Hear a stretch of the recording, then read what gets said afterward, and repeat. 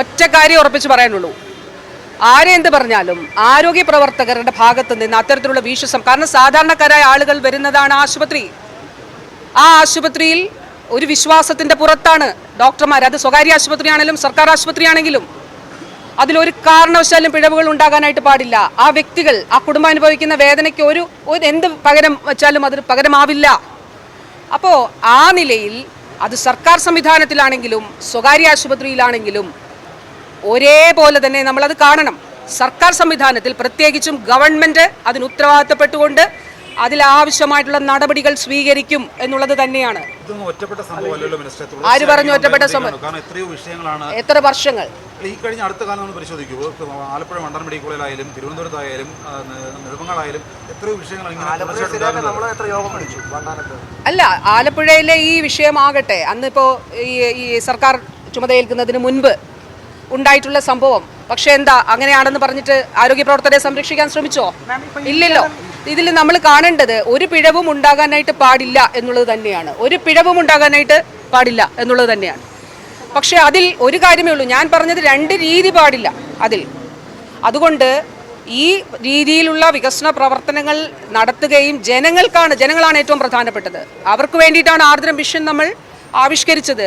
ആ ആർദ്രം മിഷനിലൂടെ ജനങ്ങൾക്ക് കൃത്യമായിട്ടുള്ള സേവനങ്ങൾ നൽകുന്നതിന് വേണ്ടിയിട്ടാണ് നമ്മൾ ശ്രമിക്കുന്നത്. അപ്പോൾ ഈ രീതിയിൽ ഇപ്പോൾ ഇന്നലെ തന്നെ എത്ര നിരുത്തരവാദപരമായിട്ടുള്ള പ്രസ്താവനകളാണ് കേട്ടത്. 5 വർഷമല്ല 50 വർഷം ഇരുന്നാലും ഒരു പ്രശ്നവുമില്ല എന്നുള്ളത് അംഗീകരിക്കാൻ കഴിയുന്ന കാര്യമല്ല. ഈ ഡോക്ടർമാരുടെ സംഘടന തന്നെ അവർക്ക് പൂർണ്ണ കവചം ഒരുക്കുകയാണ്. കാരണം എന്ത് വന്നാലും സംഘടന അവരെ സംരക്ഷിക്കുമെന്നുള്ള നിലപാട് കൂടി അവർക്കുണ്ട്. എന്ത് കാണിച്ചാലും സർക്കാർ നടപടിയെടുത്താലും ഞങ്ങൾ സംഘടന സംരക്ഷിക്കുമെന്ന രീതിയിലേക്കാണ് അവർ പോകുന്നത്. അല്ല, തെറ്റാണ് എന്ന് തന്നെ ചൂണ്ടിക്കാണിക്കുകയും തെറ്റ് ചെയ്തവർക്കെതിരെ നടപടിയെടുക്കുകയും ചെയ്യും. ആലപ്പുഴയിൽ ഉണ്ടായത് ഗുരുതരമായ വീഴ്ചയാണെന്നാണ് ഞാൻ ഇന്നലെ ഒന്നാമത്തെ കാര്യം പറഞ്ഞത്. ആലപ്പുഴയിൽ ഉണ്ടായത് അത് എത്ര വർഷം മുൻപുണ്ടായിക്കോട്ടെ, എത്ര വർഷം മുൻപും ആയിക്കോട്ടെ, അത് ഗുരുതരമായ വീഴ്ചയാണ് എന്നുള്ളത് തന്നെയാണ് പറഞ്ഞത്. ഞാൻ ആ ശ്രീമതി ഉഷയുടെ മകനെ വിളിച്ചു. 25 വയസ്സുള്ള ഒരു ചെറുപ്പക്കാരനാണ്. ഇന്നലെ ഞാൻ സംസാരിച്ചു. അപ്പോൾ ഈ ഡോക്ടറുടെ വീട്ടിൽ പോയി കാണുന്നു. ഡോക്ടറുടെ വീട്ടിൽ പോയി കണ്ടിട്ട് സ്കാനിങ് ഉൾപ്പെടെ അവിടെ ചെയ്യുന്നു. ചട്ടപ്രകാരം അന്ന് മെഡിക്കൽ കോളേജിൽ ജോലി ചെയ്തിരുന്ന ഒരാൾക്ക് പ്രാക്ടീസ് ചെയ്യാൻ പറ്റില്ല. ശ്രീമതി ടീച്ചറിൻ്റെ കാലത്ത് സ്വകാര്യ പ്രാക്ടീസ് നിർത്തലാക്കിയതാണ്. നോൺ പ്രാക്ടീസിങ് അലവൻസ് വാങ്ങിക്കുന്നുണ്ട്. അവർ തന്നെ പറയുകയാണ് സ്കാനിങ് ഉൾപ്പെടെയുള്ള മറ്റു കാര്യങ്ങൾ ചെയ്യുന്നു എന്നുള്ളത്. അതെ, ഗവൺമെന്റിന്റെ ശ്രദ്ധയിൽപ്പെടുകയും വിജിലൻസിന്റെ ശ്രദ്ധയിൽപ്പെടുകയും നടപടി എടുക്കുന്നുണ്ട്. അതിൽ കൃത്യമായ നടപടി എടുത്ത് തന്നെ മുന്നോട്ട് പോകുന്നുണ്ട്.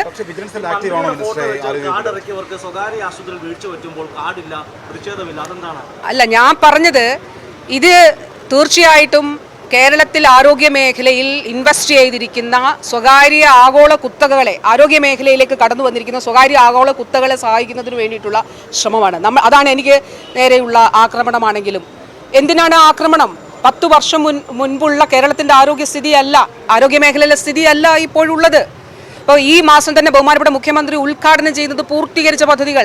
കോട്ടയം മെഡിക്കൽ കോളേജ് 253 കോടി രൂപയുടെ പുതിയ കെട്ടിടം ഉദ്ഘാടനം ചെയ്തു. കൊച്ചിൻ ക്യാൻസർ സെന്റർ ഉദ്ഘാടനം ചെയ്തു. എല്ലാം പൂർത്തീകരിച്ച എക്യുപ്മെന്റ്സോട് കൂടിയാണ്. അതോടൊപ്പം തന്നെ നമ്മുടെ രാജ്യാന്തര ആയുർവേദ ഗവേഷണ കേന്ദ്രം ഉദ്ഘാടനം ചെയ്യാൻ പോകുന്നു.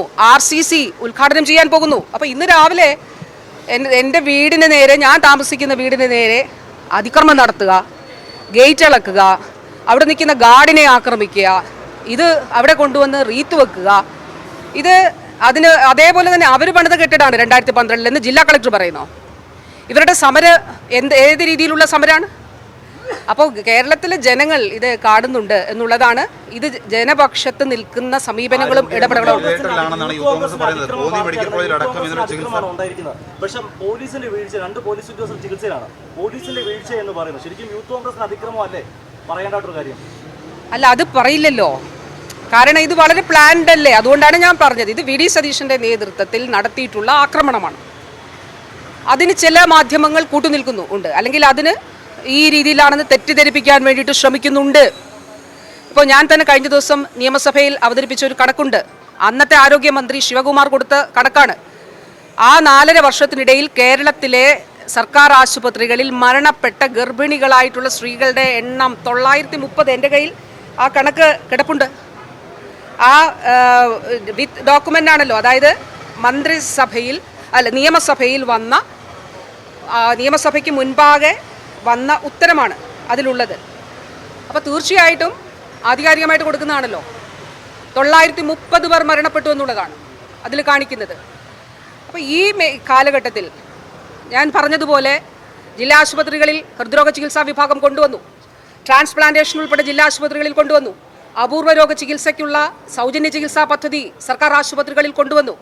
മെഡിക്കൽ കോളേജുകൾ, ഇപ്പോൾ തിരുവനന്തപുരം മെഡിക്കൽ കോളേജുകൾ ഇൻ്റർവെൻഷൻ ന്യൂറോളജി ഉൾപ്പെടെ പുറത്ത് സ്വകാര്യ ആശുപത്രികളിൽ ലക്ഷക്കണക്കിന് രൂപ വരുന്ന ചികിത്സ നമ്മുടെ സർക്കാർ ആശുപത്രിയിൽ സൗജന്യമായി ചെയ്യുകയാണ്. കരൾ മാറ്റിവയ്ക്കൽ ശസ്ത്രക്രിയ 55-60 ലക്ഷം രൂപയ്ക്ക് മുകളിൽ പുറത്ത് സ്വകാര്യ ആശുപത്രിയിലാകുമ്പോൾ സൗജന്യമായി 2022 ഫെബ്രുവരി മാസം 14-ാം തീയതിയാണ് കോട്ടയം മെഡിക്കൽ കോളേജിൽ ആരംഭിച്ചത്. തിരുവനന്തപുരം മെഡിക്കൽ കോളേജിൽ നടക്കുന്നു.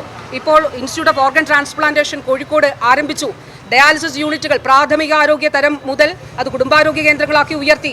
നമ്മുടെ ലാബ് നെറ്റ്വർക്കുകൾ കണക്ട് ചെയ്തു. അന്ന് ലാബില്ലായിരുന്നു എങ്കിൽ ഇന്ന് കാത്ത് ലാബുകൾ പൂർത്തിയാകുന്നു. അടിമാലിയിലാണ്, ഇടുക്കിയിലാണ് അവസാനം സ്ഥാപിക്കാനുണ്ടായിരുന്നത്.